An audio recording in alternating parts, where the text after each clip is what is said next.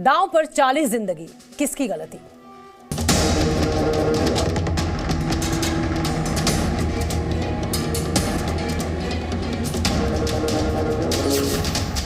दांव पर 40 जिंदगी, किसकी गलती? अंदर का जो टेरेन है वो काफ़ी फ्रेजाइल है, बार बार गिरता जा रहा है। तो एक मेथड होता है शॉर्ट क्रीटिंग, उससे हम कंक्रीट को वहाँ पे स्प्रे करते हैं ताकि वो एरिया हार्डन हो जाए। उसके बाद हम वहाँ से एक्सक्यूएट करते हैं, सारा जो मलबा है उसको निकालने की कोशिश चल रही है। आफत कुदरती या मानव निर्मित?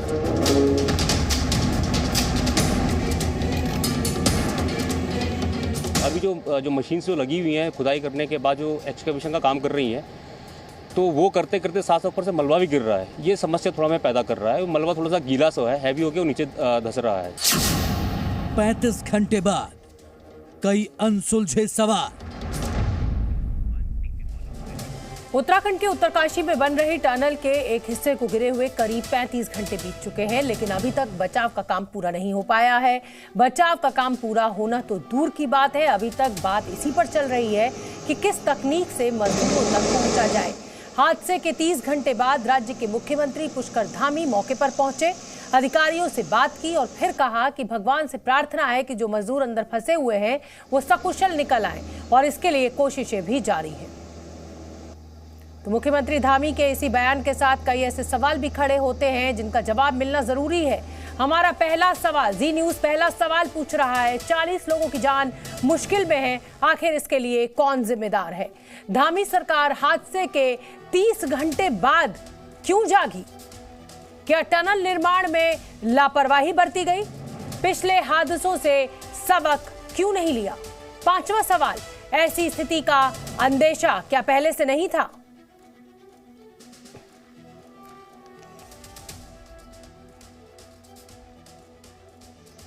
तो जी न्यूज 5 बड़े सवाल पूछ रहा है। ये देखिए, ये टनल की तस्वीरें, टनल का एक बड़ा हिस्सा गिर गया है और मजदूर जो हैं 40 मजदूर वो उसमें फंसे हुए हैं। मुख्यमंत्री पुष्कर सिंह धामी आज मौके पर पहुंचे और बचाव कार्य में लगे कर्मियों से उन्होंने बातचीत की। पाइप की आवश्यकता थी तो ह्यूम पाइप यहाँ देहरादून से और हरिद्वार से वहाँ पर भेज कर लगभग 60 मीटर से ज़्यादा का रास्ता बनाना है, तो उसको बनाने की प्रक्रिया जल्दी शुरू होगी। वहाँ पर सभी लोग अपने काम पर लगे हुए हैं। हम भगवान से ये प्रार्थना करते हैं कि जल्दी से जल्दी सब सुरक्षित आ जाए और इसको लेकर राज्य की सरकार है या केंद्र की सरकार है, सभी गंभीर हैं। माननीय प्रधानमंत्री जी ने पूरी चिंता व्यक्त करी है और हर प्रकार का आश्वासन हमको दिया है। गृह मंत्री जी ने भी सारी टीमें वहाँ भेजी हैं, रेल मंत्री जी ने भी मुझसे दूरभाष पर भी बात की है सभी लोगों ने और हर संभव सहायता का आश्वासन दिया है। और इसी बड़ी खबर पर ज्यादा अपडेट लेने के लिए जी न्यूज संवाददाता सुरेंद्र डसील का मैं रुख करूंगी। सुरेंद्र, क्या अपडेट है? रेस्क्यू ऑपरेशन कहां तक पहुंचा है? या मुख्यमंत्री जो ईश्वर से प्रार्थना कर रहे हैं, हम सबको भी ईश्वर से प्रार्थना करनी शुरू कर देनी चाहिए कि वो मजदूर बच जाएं, क्योंकि अगर इस तरीके की टनल बन रही है तो ये आशंका तो हमेशा से ही होगी कि वो टनल गिर सकती है या कोई एक्सीडेंट हो सकता है। तो अभी तक टेक्निक ही नहीं ढूंढ पाए लोग।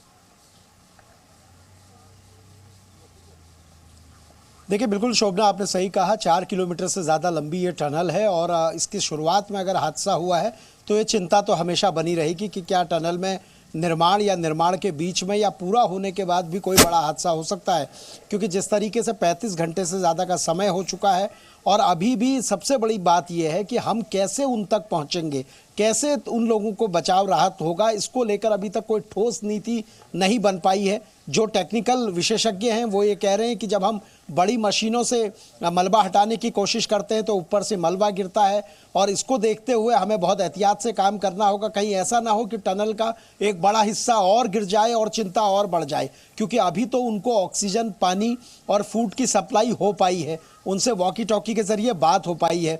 ये स्थिति बिगड़े ना, तो इसके लिए तमाम लोग कोशिश कर रहे हैं। लेकिन सवाल तो यही है कि आखिरकार गलती किसकी है, क्योंकि इतना बड़ा प्रोजेक्ट जब चलता है तो उसमें सेफ्टी मेजरमेंट पे भी काम होता है। और दूसरी बड़ी बात है, जिस जगह पे टनल का हिस्सा गिरा है, टनल की शुरुआत जब होती है तो निर्माण होते होते वो आगे की ओर बढ़ते हैं, यानी कंक्रीट का काम करते हुए आगे की ओर बढ़ना होता है। अगर बने हुए काम पर मलबा गिर रहा है तो कहीं ना कहीं गुणवत्ता को लेकर सवाल है या फिर सेफ्टी मेजरमेंट का ख्याल नहीं रखा गया।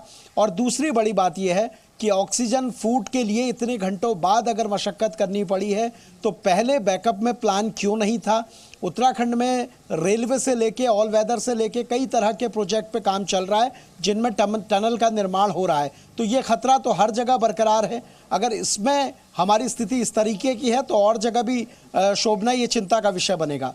जाहिर सी बात है सुरेंद्र, इस देश में गरीब की जान जो है वो सबसे सस्ती है, और ये जो मजदूर गरीब अपना घर बार छोड़कर यहाँ लेबर की तरह काम कर रहे थे, उनकी जिंदगी की किसी को परवाह नहीं थी, ना उस कंपनी को जिसके ये अंडर में काम कर रहे थे, ना उन अधिकारियों को जिनको हर तरीके के सुरक्षा कदम उठाने चाहिए थे, ना सरकार को जो अब 30 घंटे से ज्यादा बीत चुके हैं लेकिन अभी तक कोई रेस्क्यू ऑपरेशन हो नहीं पाया है। तो 20 मीटर तक मलबा जरूर हटाया गया है, ये हम आपको ग्राफिक्स के जरिए बताने की कोशिश कर रहे हैं। 40 मीटर मलबा हटाना अभी बाकी है। ऑक्सीजन और खाने और पानी की सप्लाई जरूर मुमकिन हो पाई है उन मजदूरों को।